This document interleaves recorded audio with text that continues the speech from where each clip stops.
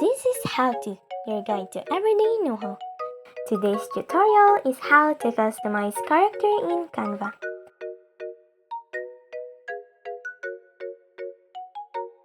To start, open Canva and click on Apps.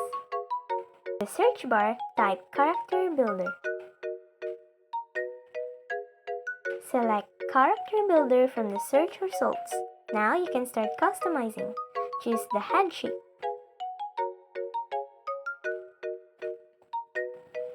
Pick the face features. Then select the body type.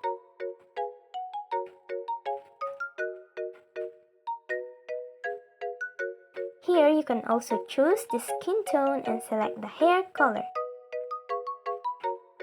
And that's it! Your custom character is ready.